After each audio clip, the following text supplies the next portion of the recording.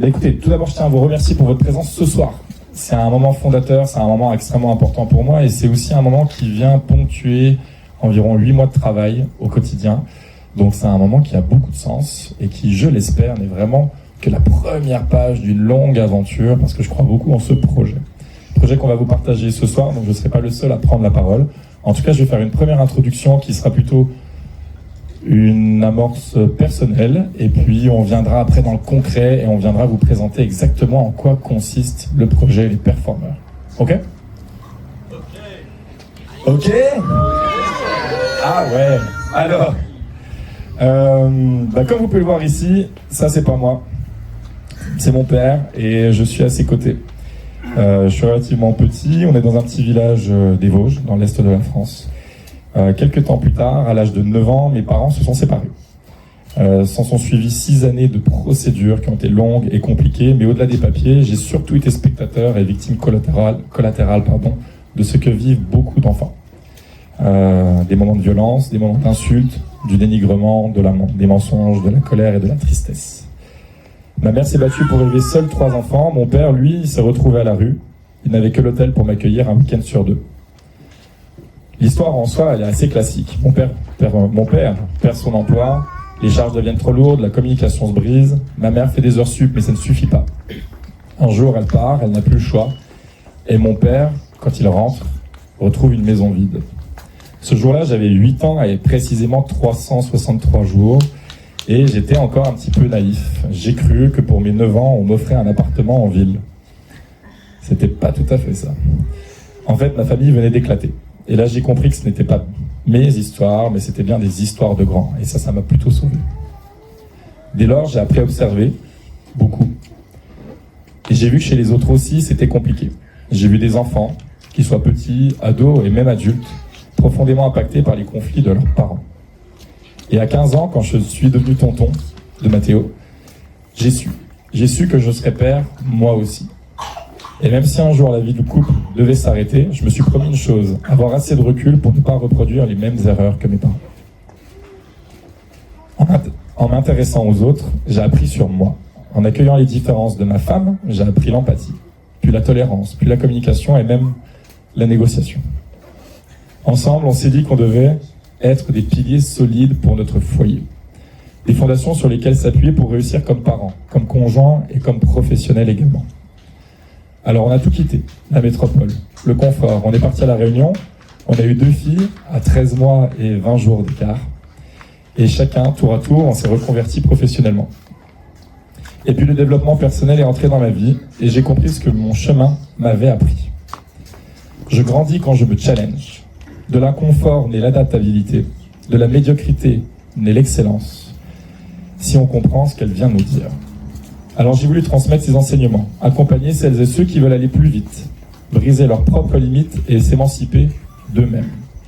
Et pour la première fois, moi qui avais toujours managé des femmes, je n'ai attiré que des hommes pour mes coachings. Et ils m'ont parlé vraiment. Ils m'ont dit qu'ils voulaient être là, pour de vrai, pour leur couple, pour leurs enfants, que le temps de qualité était devenu essentiel. Ces mêmes hommes qu'on voit désormais à la sortie des écoles, à cette fameuse heure des mamans, qui changent finalement doucement de visage. Alors ça m'a sauté aux yeux. Les femmes ont changé et tant mieux. Elles s'émancipent, elles veulent autre chose. Et je les encourage vivement. Et dans ce mouvement, elles ont rempli un autre vase, celui du rôle des nouveaux pères. Et ces hommes, quand je leur ai posé la question, ils m'ont répondu à plus de 70%, je dois être un super héros. Quelle pression. Je me sens responsable. Je cours après le temps. Je dois réussir partout. Je veux tout bien faire. Mais quelle pression une nouvelle fois. Dans une société pas prête, avec des entreprises qui n'écoutent pas et un État qui entretient le déséquilibre, comme le montre dès la naissance l'inégalité des congés parentaux. Alors ils m'ont dit que le temps, c'était le vrai sujet. Comment réussir à titre pro, passer du vrai temps avec sa conjointe et ses enfants sans culpabiliser ou avoir à choisir. Alors j'ai pris mon bâton de pèlerin ces derniers mois. J'ai suivi le fil du manque de temps et j'ai découvert ses conséquences.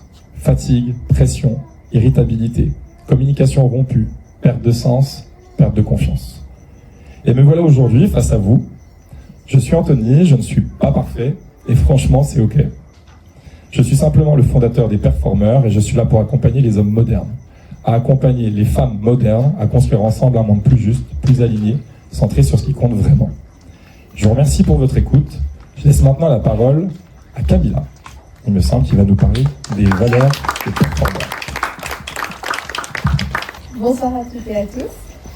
Je suis vraiment très heureuse et fière d'être parmi vous ce soir pour célébrer le lancement officiel de l'application des performeurs. C'est bien plus qu'un simple projet digital. C'est une aventure humaine, une vision ambitieuse et aujourd'hui un rêve qui devient réalité. Celui d'Anthony, mais bien plus que ça. Quand j'ai découvert ce projet, j'ai tout de suite su qu'il répondait à un vrai besoin. Un besoin que beaucoup ressentaient, sans forcément savoir comment le nommer. Celui de créer un espace, un outil, une communauté dédiée à la valorisation, l'accompagnement et l'engagement des pairs dans leur rôle au quotidien. En tant que community manager, j'ai eu la chance de m'impliquer dès les premières étapes. J'ai vu naître les idées, j'ai participé à la structuration du message et j'ai accompagné la voie du projet sur les réseaux sociaux. Et croyez-moi, quand on sent dès le départ qu'on crée un marché, qu'on bouscule les habitudes et qu'on apporte quelque chose de profondément utile et authentique, c'est une énergie incroyable. J'ai cru en ce projet dès le début, pas seulement parce qu'il est innovant, mais parce qu'il est né d'un vrai besoin social, parce qu'il ouvre la porte à de nouvelles conversations, à plus de compréhension, à plus de soutien, à plus de liens entre les pairs et le monde qui les entoure. À travers mes publications, mon rôle n'est pas juste de communiquer. Mon intention, c'est de sensibiliser, informer, éduquer, mais aussi déculpabiliser. Parce qu'être parent, ce n'est pas évident. Parce qu'être père, aujourd'hui, c'est souvent marcher sur un fil entre attente, silence, responsabilité et pression. Aujourd'hui, nous lançons une appli, oui, mais surtout, nous lançons un mouvement. Et je suis fière en tant que professionnelle de la communication et surtout en tant que femme investie de contribuer à que ce mouvement prenne vie, grandisse et touche ceux qui en ont besoin. Merci à toute l'équipe des performeurs pour la confiance. Merci à vous d'être là ce soir et surtout, bravo à nous parce que ce soir, c'est le début de quelque chose de grand. Merci. Que vous allez bien, j'espère que vous passez une très bonne soirée. Moi je m'appelle Léo et même si je peux pas être avec vous ce soir, ça me tenait à cœur de vous adresser un petit mot parce que c'est important pour moi ce projet et c'est important aussi de soutenir toute l'équipe des performeurs dans la réalisation de ce projet et dans cette soirée. Alors jusqu'à preuve du contraire, je suis pas encore papa, je suis peut-être pas censé avoir à ma place ici, mais finalement ça fait des semaines et des semaines que je bosse avec Anthony, Rodolphe, Camilla et toute l'équipe des performeurs sur cette plateforme pendant presque des mois et avec beaucoup de cœur. Donc au final c'est peut-être un peu mon bébé aussi et cette soirée c'est un peu comme s'il faisait ses premiers pas, donc c'est assez important pour moi de partager ce que je pense sur le projet et que cette soirée soit une réussite. J'ai rejoint ce projet, c'est déjà parce que le projet en lui-même me parle beaucoup, parce qu'il est utile, il est humain, il est profond en termes de sens. Aujourd'hui, on vit dans un monde où on attend énormément des hommes, mais au final, on laisse peu de place, peu de vrais espaces pour en parler. Et pourtant, je pense qu'on en a vraiment besoin de se rassembler, d'avoir un lieu où on peut échanger entre pairs, d'être dans des lieux où on peut être soi, on peut partager ses faiblesses et ses problématiques sans devoir prouver quoi que ce soit à qui que ce soit et sans être jugé.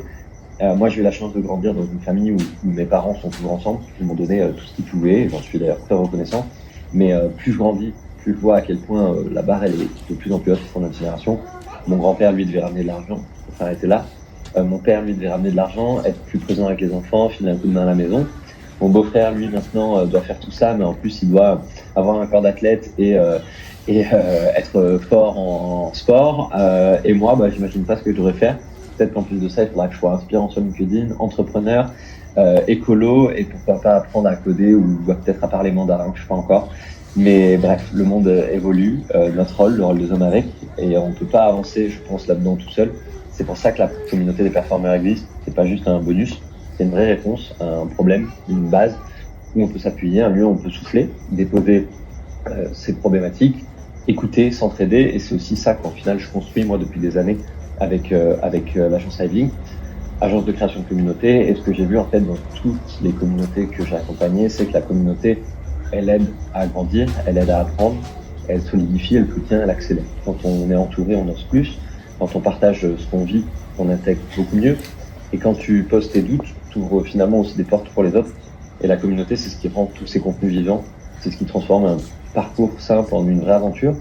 Et ce projet-là, ça en a un parfait exemple, une plateforme en ligne où tu peux avancer à ton rythme, des événements en présentiel pour incarner des liens, et un mélange qui permet à chacun de se retrouver, même si on est à des centaines de kilomètres. Et surtout, un lieu où on peut se sentir légitime d'avoir des questions, des doutes, des essais ratés, des problématiques. Et parce qu'on se construit ici, c'est pas une vitrine, c'est pas un concours, c'est un espace pour les hommes qui veulent faire au mieux, pas pour être parfait, juste pour essayer d'être plus alignés. Alors merci déjà à vous d'être là ce soir.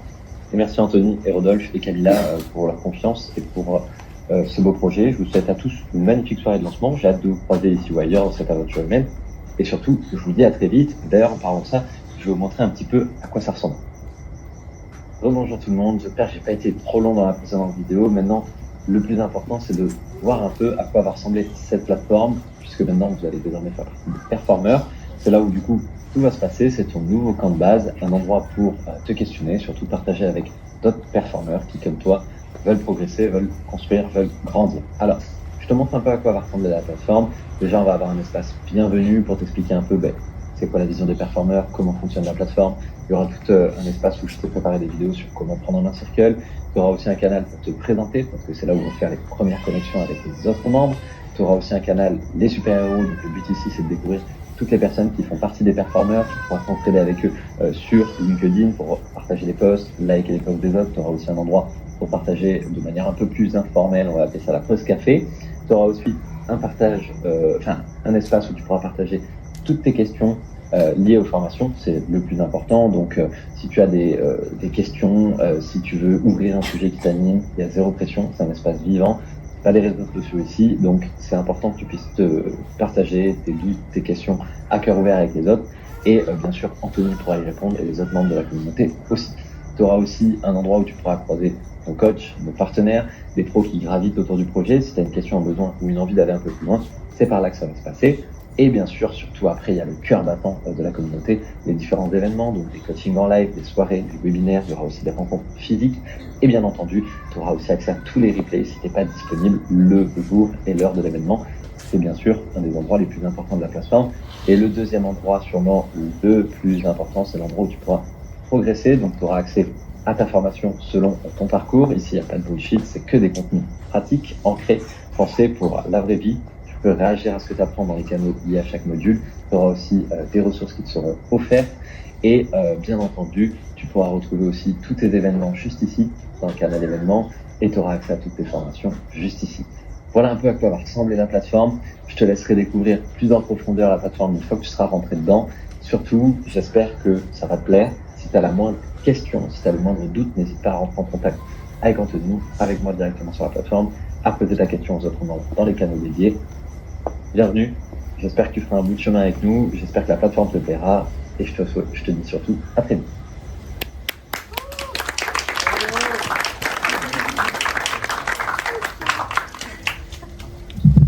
Bon, alors, moi c'est Rodolphe, je suis le designer pédagogique des performeurs. Léo a dit pas mal de choses, il a presque tout dit, donc je vais quand même essayer de rajouter des petites choses. Derrière ce nom un petit peu technique designer pédagogique, il y a juste une phrase simple, c'est que Anthony et on s'est rencontrés, il y avait une vision et mon objectif c'était de la traduire en parcours pédagogique dans les différentes formations que vous allez avoir. Et avant de rentrer un petit peu plus dans le détail de ça, moi je voudrais partager mon histoire en fait. J'ai pas eu une enfance aussi difficile en tout cas que la tienne, Anthony, avec des parents qui se sont séparés. Moi je suis plutôt comme Léo, mes parents ils sont toujours ensemble. Mais il y a bientôt 40 ans, mon père a fait un choix. Il a fait un choix de mettre de côté sa carrière professionnelle pour se consacrer pleinement à moi, à m'éduquer, à m'élever, parce que ma mère avait un travail prenant. Et pour ça, je le remercie vraiment. J'ai manqué de rien, j'ai eu beaucoup d'amour. Et il avait peut-être un rôle déjà, il y a 40 ans, un peu précurseur. Je l'ai vu peut-être après en grandissant. Aujourd'hui, ça devient une norme, comme tu l'as évoqué, Anthony. Et tant mieux. Et de mon histoire, moi, je suis devenu papa. Donc, je suis aussi un performeur. Ça fait 2 ans, j'ai une petite Nora qui malheureusement, elle est malade et du coup, elle est restée avec sa maman. Et en fait, je me suis dit, moi, j'ai pas envie de reproduire ça. J'ai pas envie de sacrifier ma carrière professionnelle. Et donc, la question que j'ai eue chaque jour, en gros, c'est comment je fais pour concilier à la fois mes ambitions et être toujours présent pour ma famille, pour ma femme, pour ma fille, mes prochains enfants. et mes proches. Et quand j'ai eu cette question, j'ai dit en fait non, il faut que je sois aligné, il faut que je réussisse à avoir vraiment tout en même temps. J'ai pas envie de voir soit l'un, soit l'autre. Et puis j'ai rencontré Anthony, et Anthony m'a partagé sa vision, vraiment une vision où il avait eu effectivement tous ces témoignages de pères qui corroboraient ce que je ressentais. Et de ce fait, tout de suite en fait ça a matché, et on s'est retrouvés.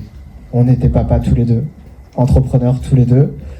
On aime fédérer les gens, et puis on n'avait pas envie de choisir entre performance et présence. Et comment on fait en fait pour allier tout ça? Et donc Anthony m'a projeté sa vision de performeur, et on a co-construit ensemble le parcours que vous allez découvrir au fur et à mesure.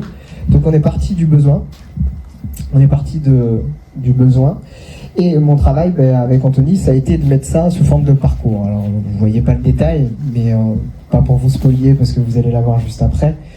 Il y a plusieurs blocs, il y a plusieurs modules, il y a des contenus, il y a des vidéos, etc. Je vais en reparler un petit peu après.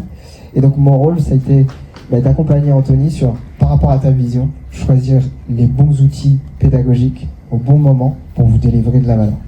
Donc qu'est-ce que vous allez retrouver sur la plateforme que Léo vous a présentée? Vous allez retrouver des contenus courts, notamment des vidéos assez courtes, parce que on sait très bien qu'en tant que papa, le temps il est compté, et qu'on ne peut pas non plus passer des heures à se former au quotidien. Des contenus qui sont tout le temps actionnables, vous avez tout le temps des exercices pratiques ou des choses à mettre en place. Vous verrez dans la plateforme, il y aura peut-être des choses que vous connaissez déjà, mais comme on dit, la pédagogie c'est aussi l'art de répéter, et ça fait du bien aussi. Même moi, quand on a fait les tournages avec Anthony sur les vidéos et les montages, il y a des choses que je connaissais très bien, et je me suis dit en fait je l'utilise pas, ça, pourquoi alors que je le connais bien, et parfois même je le transmets parce que je suis moi-même formateur, et là, je me suis dit en fait pourquoi je l'utilise pas dans ma vie perso. Donc j'espère que ça vous fera le même effet. Vous allez avoir des activités. Alors on a rebâti le nom de peer-to-peer. Peut-être qu'il y en a qui connaissaient ça au moment du téléchargement plus ou moins légal avec Internet, Emule, Casa, etc. Non, là c'est peer-to-peer, pair-to-pair. Donc des activités où vous allez avoir potentiellement en binôme ou plus avec un autre pair, un échange. Et l'idée c'est d'aller vraiment sur cette notion de communauté et de sentir qu'il y a un soutien et une solidarité. Vous aurez bien sûr les fiches pratiques, les audios, les podcasts qu'Anthony fait et qui aura peut-être l'occasion de faire avec certains d'entre vous, des quiz, etc. Au fur et à mesure, on va améliorer l'expérience utilisateur, l'expérience apprenante avec de la gamification, etc. Donc je suis impatient de vous voir démarrer à l'utiliser, cette plateforme, d'avoir vos retours pour qu'on puisse ensemble continuer à vous offrir quelque chose qui correspond à notre vision. Voilà. On est des papas et on veut assumer plein de choses en même temps, donc comment on fait? Et ok, on est seul là-dedans, mais en fait, il y a aussi cet aspect communautaire. Donc voilà. On va essayer de faire tout ça, et je vais laisser Anthony vous présenter ça en vidéo, puisque une vidéo vaut mieux que 1000 mots. Et voilà, je te laisse mettre la vidéo. Rodolphe. Merci à vous, et merci Anthony pour ta confiance sur ce projet. Merci à toute l'équipe de performeurs. Vraiment plaisir d'être avec vous. Il y a des jours où tu fonces et d'autres où tu tires un peu plus sur la corde. Et dans tous les cas, tu avances. Tu tiens et tu gères comme tu peux parce que tu veux que ça tienne et que tu veux bien faire.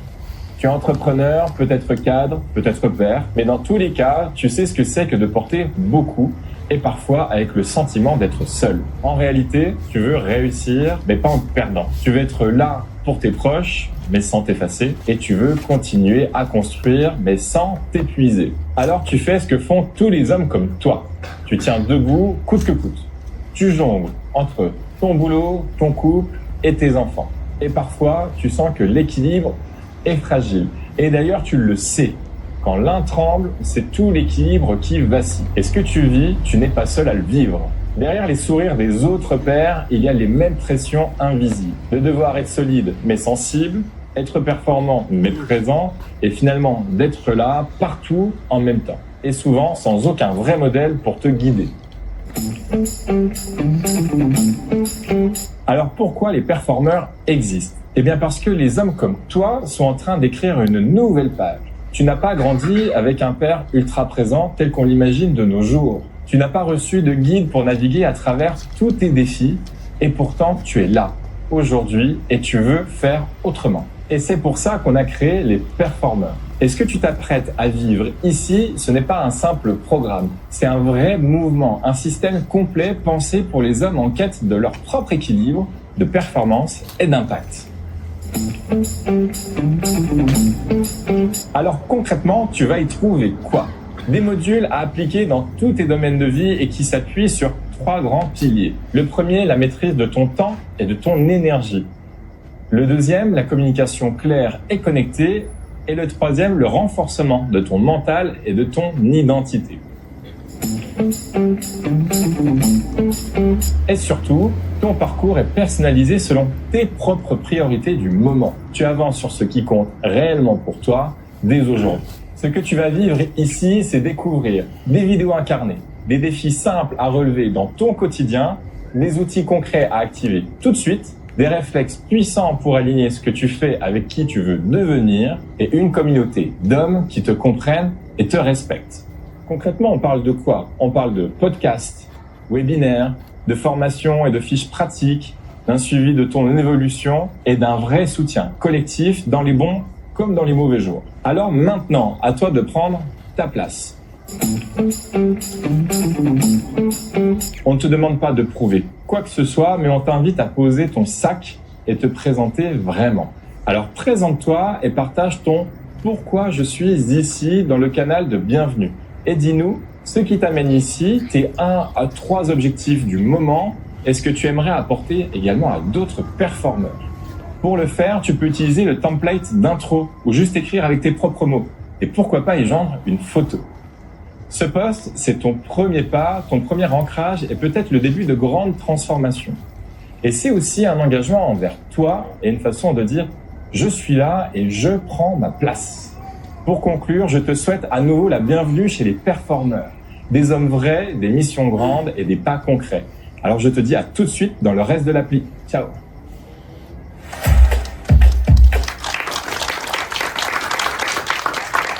Ce que je vous propose cette fois, parce qu'une fois qu'on dit tout ça, ok, c'est bien, on fait des promesses, mais comment est-ce qu'on les tient ces promesses-là? Qu'est-ce qu'on fait concrètement pour vraiment apporter du changement auprès de ceux qui vont nous rejoindre? J'ai pris le cas de Thomas, qui est un papa de 34 ans, qui a 2 enfants de 4 et 8 ans, et qui, lui, pour le coup, est cadre, il n'est pas entrepreneur. Thomas, quand je l'ai rencontré, sa situation de départ, c'est la suivante. Moi, il me dit, ce que j'aime dans ma vie, c'est mon job, notamment parce que j'y atteins mes objectifs. Je sais que je suis un papa exemplaire et que je transmets une bonne éducation. Donc ses croyances, elles sont celles-ci. Et par ailleurs, quand on creuse un peu plus, on se rend compte qu'il y a quand même des points de fragilité, comme on en a tous, et c'est bien normal. Le premier, il rentre souvent tard, ce qui est l'occasion de recevoir de la part de sa femme ce que lui perçoit comme des reproches. Ses enfants, il a le sentiment qu'il l'évite, parce qu'ils vont plus vers maman que vers lui, et il ressent dans son quotidien de la fatigue chronique et des tensions. Une fois qu'on est parti sur cette situation de départ, on est allé analyser son comportement. Et en l'occurrence, de son comportement, on a tiré des enseignements. La première chose, c'est qui il a envie d'être dans son quotidien et qu'est-ce qu'il adopte comme comportement pour renforcer son intention d'être. La première chose, il va absolument apparaître pour quelqu'un de gentil, quelqu'un de calme et quelqu'un de compréhensif. Parce qu'il ne veut absolument pas, comme ça doit vous arriver aussi, apparaître par exemple trop autoritaire, agressif ou rigide. La problématique, c'est que lorsqu'il est dans cette démarche-là, il y a certains éléments qu'il ne voit pas. Il ne voit pas notamment que quand il est gentil, et là je vais vous demander d'interagir avec moi, il attire des inconvénients à tout le temps vouloir être gentil. Vous penseriez à quoi comme inconvénient quand je veux tout le temps être gentil? Ça vous évoque quoi? On me prend pour un con. Ok. Allez. Ça me va. Les caprices des enfants. Des caprices. Ok. Merci à la famille de répondre. Les invités ont le droit de répondre aussi. Hein. N'hésitez surtout pas. Ok. Des sujets de crédibilité. Ok. Super. Merci Christophe. Ok. Quand je cherche tout le temps à être calme, qu'est-ce que j'attire comme inconvénient? Pas d'autorité. Ok, sujet d'autorité. C'est un gendarme qui vient de parler là, non? Je dis ça, je dis rien. Enfin, ex-gendarme. On a tous le droit de commettre des erreurs. J'ai été banquier, je sais de quoi je parle. Ok, vous voyez d'autres choses comme inconvénient à être tout le temps, ou à tout le temps chercher à être calme? C'est la colère qui monte. Ouais, ok. Et donc du coup, t'en fais quoi de cette colère qui monte? Tu refoules, par exemple, et tu frappes tes gosses, c'est parfait. Ce qui est parfait, c'est qu'en plus, l'audio est enregistré, donc ça c'est juste génial. Le suivant, quand je cherche tout le temps à être compréhensif, qu'est-ce que j'attire à moi comme inconvénient? Je cherche toujours à comprendre les autres, et si je cherche à comprendre les autres, qu'est-ce que j'explique pas, moi? Ah, je me comprends peut-être pas moi-même ou quoi? Tu te perds, toi. Je me perds, je dis pas les choses peut-être même, ok? Donc je dis pas. Allez, on va dire ça. Je dis pas, je me perds. À l'inverse, ça peut paraître plus contre-intuitif. C'est quoi les bénéfices à être autoritaire? S'imposer, Ok, se faire obéir, ok. Nourrir son ego. Ok, si tu veux. Très bien. C'est pas un bénéfice, ça, c'est. Ah, si. Bah, pourquoi pas. Non, mais l'ego, attention, il attire des choses négatives, mais il attire beaucoup de choses positives aussi, croyez-moi. C'est quoi les bénéfices à être agressif? Se soulager. Ok, admettons. Mettre un terme. ouais, Mettre un terme, ok. C'est quoi le bénéfice si tu mets un terme à une situation qui te dérange? Le sujet est clos, tu passes à autre chose, etc. Ok. Tu peux passer à autre chose. C'est quoi les bénéfices à être rigide? régulier, Ouais, effectivement. Et pour tes enfants, c'est quoi le bénéfice à ce que tu sois rigide? Le cadre. Ok? Vous voyez où je veux en venir?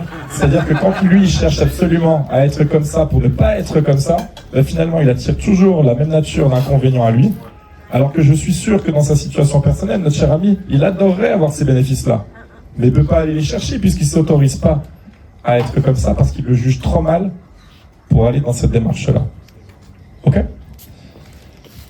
Donc ça a été un point de départ. Une fois qu'on a fait ça et que finalement on est venu apporter des bénéfices face à des inconvénients et des inconvénients face à des bénéfices, il nous reste quoi? Plutôt que d'être déséquilibré, à n'être que comme ça pour pas être comme ça, un peu comme une balance qui d'un coup viendrait à basculer. Il me reste quoi? Ben, je viens rééquilibrer mes émotions par rapport à tout ça, et quand j'ai de l'équilibre, ben, j'ai aussi de l'alignement. Quand j'ai de l'équilibre et l'alignement, j'ai de la liberté. Et j'ai aussi de l'autorisation et de la confiance pour agir. Et là, on a déjà un point de départ pour commencer à ancrer quelque chose. Donc c'est ce qu'on a fait avec Thomas. La deuxième étape, c'est celle de la prise de conscience. Waouh! Allez, levez la main ceux à qui c'est déjà arrivé. Votre fille, votre garçon qui vous fait un reproche du type « Tu travailles tout le temps, t'es jamais là ». Et ouais, bien sûr. Et dans le cadre de Thomas, ça fait quoi? Ça réveille une blessure d'enfance parce que son propre père était tout le temps absent. Et ça réveille une deuxième chose, la promesse qu'il s'était faite lui-même, de se dire « Je ferai jamais comme mon père ». Qui d'entre nous ne s'est jamais inscrit en opposition sur ne serait-ce qu'un sujet par rapport à ses parents? Ah, moi je ferai jamais ça. personne. On est d'accord. Du coup, il est dans quel schéma? Schéma pire. Donc pensez, je suis un mauvais père, puisque c'est en train de me renvoyer ce que j'ai perçu de mon propre père. Donc ma croyance, elle est née là. Deuxième chose, je suis dans l'émotionnel. J'éprouve de la tristesse et de la honte. Donc du coup, si je suis dans la tristesse et la honte, quand j'agis, je fais quoi? Potentiellement, je suis dans le repli. Ou alors, je suis dans l'irritabilité. Et j'obtiens quoi? Encore plus de conflits à la maison et peut-être même en dehors. On est d'accord avec ça? Hop. Alors que s'il reprend la même situation, et qu'émotionnellement, il se dit, ok, je vais plutôt aller voir les bénéfices, moi qui vois toujours que les inconvénients à ça. Donc il va se servir de l'exercice précédent. Il va peut-être être amené à se dire, bah, finalement, moi je fais de mon mieux. Et s'il est dans l'idée de se dire, je fais de mon mieux, quelle émotion il peut éprouver à l'instant? La fierté, peut-être encore plus de détermination, parce qu'il sait qu'il a une mission, et il commence à être OK avec ça. Donc à ce moment-là, quand il est dans le registre des actions, il se retrouve à être davantage dans le partage, la transmission, il a des valeurs à transmettre, parce qu'il est en train de dépasser ses croyances qu'il ne voulait absolument pas transmettre. Et en dernier lieu, les résultats, il éprouve du plaisir quand il est avec ses proches, et quand il est avec eux, il a du vrai temps de qualité. Ce sur quoi je tiens à attirer votre attention avec ce partage-là, c'est que le ressenti, c'est une chose. C'est une chose qui amène quoi? Ça amène des perceptions. Est-ce que les perceptions sont un vrai reflet, un vrai miroir de la réalité? La réponse, elle est non. C'est trompeur. Donc il faut savoir se questionner et le remettre en cause. Et on apporte ça. Si vous avez des questions, vous n'hésitez pas. Pas que la famille. S'ils ont des questions, j'y répondrai dimanche au repas hebdomadaire. Troisième étape, on est allé fixer un vrai focus. Parce que c'est bien de diagnostiquer et de faire un état des lieux, mais après, il faut commencer à passer à l'action. Donc je lui pose la question, qui tu veux être cette semaine? Et là, on est rentré dans un modèle qui s'appelle le modèle ICAL. La première lettre, c'est le I de intention. Il me dit, moi, à partir de maintenant, j'aimerais être un papa qui est là à 18h, 2 fois par semaine. Ok, ça c'est ton intention. Le C pour concentration. Qu'est-ce que tu peux faire pour aller dans cette direction? Je fais le focus sur le fait de bloquer mon agenda et je travaille comme si c'était des rendez-vous obligatoires, ces réunions de 18h avec mes enfants.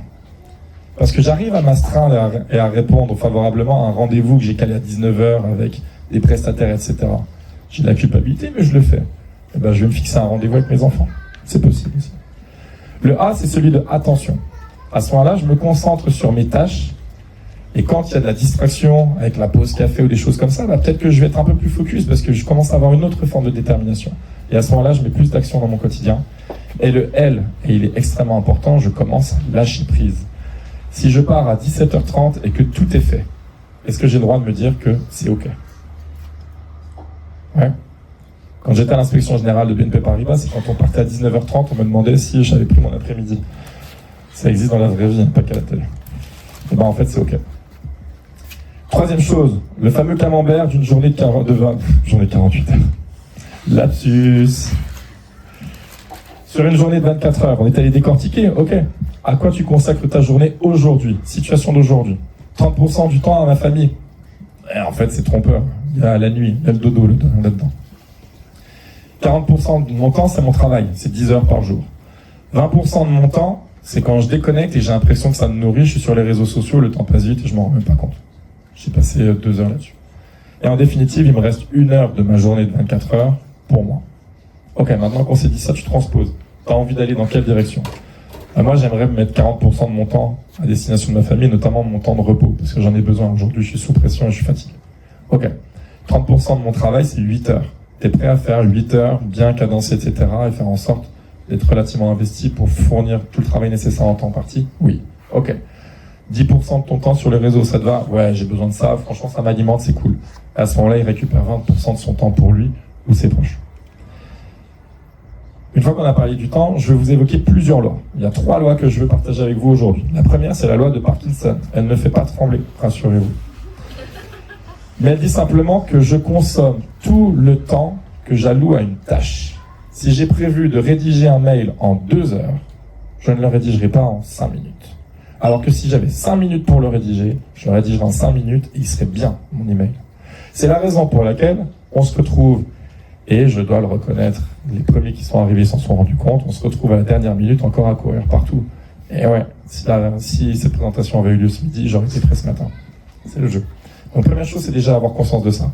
Quand je dédie du temps à quelque chose, je vais l'exploiter complètement, alors que c'est pas nécessairement bénéfique pour moi. La loi de Pareto, celle-ci vous la connaissez. 20% de mes actions vont produire 80% de mes résultats. Ok Anthony, c'est génial que tu me dis ça, mais comment je fais pour déterminer concrètement comment avancer dans cette direction? Eh bien là, je peux utiliser la matrice d'Eisenhower. La matrice d'Eisenhower, peut-être que vous la connaissez déjà, elle dit quoi?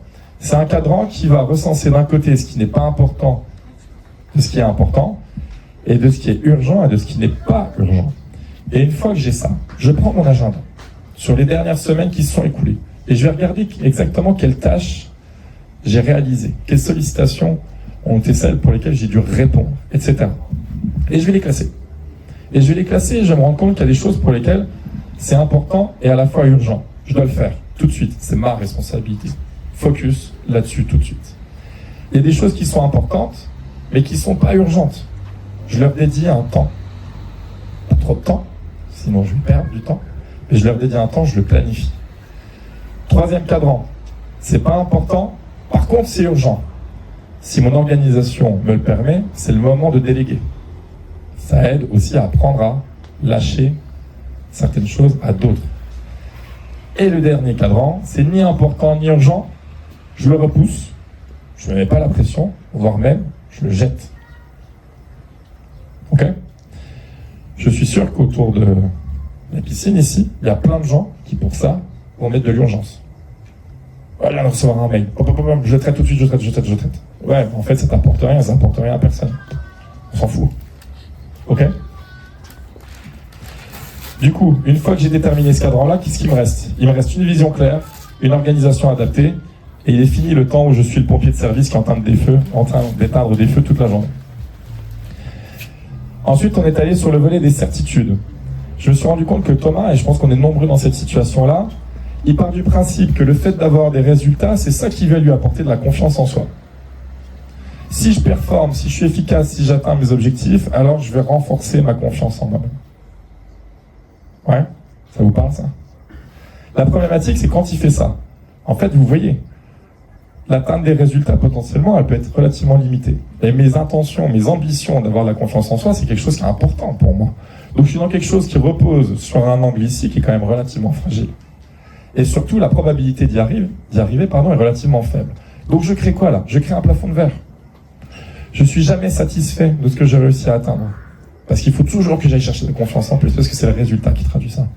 Il m'en faut toujours plus. Alors que s'il est dans une autre démarche, notre ami Thomas, et qui se dit, plutôt que de regarder vers les atteintes, les résultats à atteindre, je vais regarder ce que j'ai déjà accompli par le passé. Prendre le temps de regarder dans le rétroviseur. À ce moment-là, je vais me rendre compte que j'ai déjà réalisé des choses. J'ai déjà réussi à performer par ailleurs. Et parce que j'ai eu des réussites et des accomplissements par le passé, alors ma confiance, elle est certaine. Parce qu'elle est véridique, elle est factuelle. Et parce qu'elle l'est, alors c'est beaucoup plus facile d'aller vers la confiance en soi, qui devient moins une fin en soi, parce que finalement, j'ai déjà compris que j'avais déjà beaucoup de choses en moi. Je continue ensuite sur la modélisation. Qui se souvient des films de Jean-Claude Van Damme quand il était gamin ? Qui a déjà mis des coups de pied sous l'eau en étant persuadé que ça allait le rendre plus fort ? Je vous promets, je l'ai fait nombreuses fois. J'avais pas de piscine, c'était dans la baignoire. Et j'étais déjà très grand. Typiquement, Thomas, il me dit quoi ? Il me dit, mon collègue Nicolas, il cartonne. Il voit ses enfants, il voyage avec sa femme et il joue au padel 3 fois par semaine. Petit clin d'œil. Et il passe donc du temps avec ses potes. Et moi, j'arrive pas à faire tout ça. Donc du coup, quand il se dit ça, il est dans quel phénomène ? Dans le phénomène d'admiration. Waouh ! Nicolas, franchement, il est trop fort. Mais il est vraiment tellement fort que du coup, qu'est-ce que ça provoque en moi ? J'en ai même pas conscience. Ça provoque une première chose. Je me minimise. Il est là, Nicolas. S'il est là, ça veut dire que moi, j'y suis pas. Je me minimise. Deuxième chose, ça provoque de la perte de confiance en moi, forcément. Et si je suis dans la perte de confiance et que je me minimise, alors à ce moment-là, il est fort à parier que je suis dans l'inaction. Donc je peux pas atteindre mes objectifs. Alors qu'à l'inverse, si je le regarde plutôt sous l'angle de l'inspiration, comme Jean-Claude Van Damme, j'ai jamais imaginé que j'allais me battre contre Tempo et mettre des coups de pied sur des piliers, hein. On soit bien clair. Il y en a qui ont la rêve quand même. Du coup, qu'est-ce que je peux m'autoriser à faire ? Je peux m'autoriser à être dans l'imitation. Et ça, c'est ok. Les sportifs le font tout le temps. Les boxeurs, avant de rentrer sur le ring, ils regardent des combats de boxe. Parce que l'assimilation par l'image, l'assimilation par le fait de regarder quelqu'un qui est déjà en train d'expérimenter, c'est une manière aussi d'apprendre. Et c'est même prouvé scientifiquement que des basketteurs, je ne sais pas s'il y en a qui connaissent cette étude-là, 2 groupes. Un groupe qui va s'entraîner au lancer franc et un groupe à qui on va projeter des images. Au final, au bout de 3 jours d'entraînement d'un côté et de l'autre, les mêmes résultats. Donc on a cette capacité à assimiler les comportements et à pouvoir les reproduire, sous réserve de ne pas se minimiser. Donc je suis dans l'imitation, ce qui incite finalement à expérimenter. Et parce que j'expérimente, ça devient un ancrage et ça devient une partie de moi. Donc finalement, c'est pas d'essayer d'être Nicolas sous toutes ses formes, c'est de voir comment lui fait, de copier un petit peu. Au début, ça peut paraître désagréable, mais c'est comme toute chose. C'est jamais évident au premier abord, et finalement, c'est à force de le faire que c'est bien plus facile. Ensuite, on est allé voir son attitude quand il rentre à la maison. Parce que souvenez-vous, sa femme lui fait des reproches d'après lui. Alors qu'est-ce qui se passe concrètement quand il rentre le soir ? Quand il rentre le soir, il retrouve Camille. Camille, elle exprime des sentiments. Elle n'est pas en train de faire des reproches. Mais pour nous les hommes, c'est compliqué de faire la distinction entre les deux. Elle lui dit, tu nous manques, et j'ai besoin de ton aide. Alors lui, sa réaction, elle est toute facile. Ah, t'as besoin de mon aide ? Putain, mais moi je cours toute la journée. Je cours partout. Je fais mon maximum. J'ai fait X réunions. Je peux pas me poser 2 secondes. Ah ouais, bah, tu sais quoi, si t'as besoin de mon aide et que j'ai pas le droit de me poser, bah, je vais sortir les poubelles, puis je vais aller faire ci, puis je vais aller faire ça. Au moins je suis utile. Là il le prend mal. Qu'est-ce qui se passe concrètement? Il se passe que Camille, elle est plutôt empathique.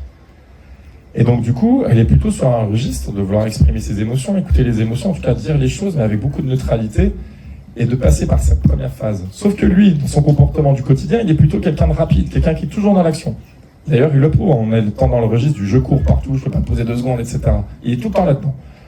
Ils sont diamétralement opposés. Donc leur mode de communication ne fonctionne pas. Vous avez tous déjà entendu la parler de la... Je sais pas si vous connaissez ce terme-là, mais la règle de la réciprocité ou la règle d'or dans la communication. Ne fais pas aux autres ce que tu ne veux pas qu'on te fasse. On vous l'a déjà dit, ça. Nul. Peut-être bon, mais pas si bon que ça.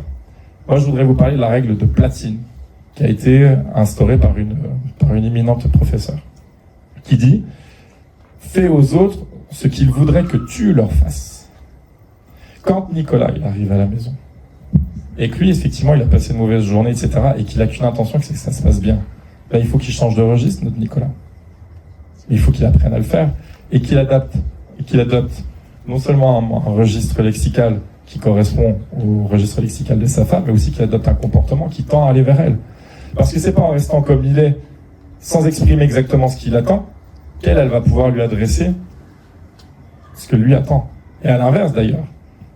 Mais lui, il veut prendre la main sur la situation, il a envie d'aller de l'avant. Donc c'est à lui de prendre son bâton de pèlerin et de faire la démarche. On est OK avec ça? Ça change, hein?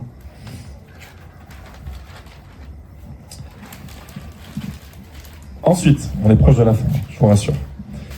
Ensuite, mon corps et mon esprit. Pourquoi? Là, on parle du triangle neurobiochimique. Typiquement, quand il rentre, il est dans le schéma, le rouge en premier. Où il dit même à ses enfants, il se le dit à lui-même, il est dans la pensée de « je suis là ». Ok, je suis là. Très bien. Sauf qu'il est là, mais il est en train de se dire dans son esprit « ah, j'ai pas répondu à mes emails. Ah, puis demain, j'ai ma présentation. Puis demain, il y a telle réunion, etc. » Vous connaissez ça, forcément. Donc du coup, dans ses émotions, il dit « je suis là ». Et dans ses émotions, lui, il exprime par ailleurs, parce qu'il est en train de penser à autre chose, il exprime de l'anxiété, du stress, peut-être même de la culpabilité. Et donc du coup, son enfant à qui on dit « oui, je suis là, c'est bon », ben, il perçoit quoi? Ben, il perçoit son papa qui est fermé et qui est complètement indisponible. Alors qu'à l'inverse, s'il arrive et qu'il décide de prendre 10 minutes et tout de suite mettre son corps en action.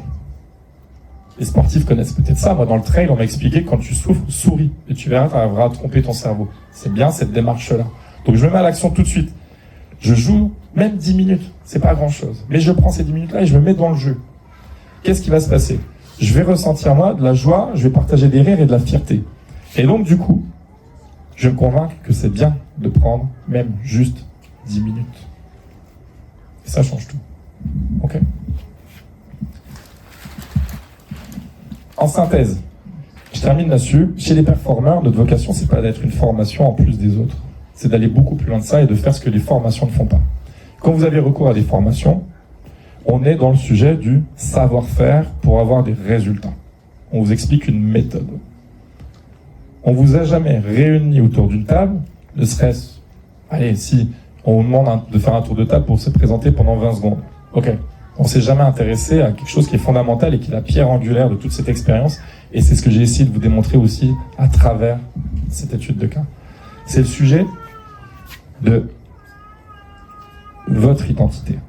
Parce que c'est facile de vous donner des injonctions pour faire différemment.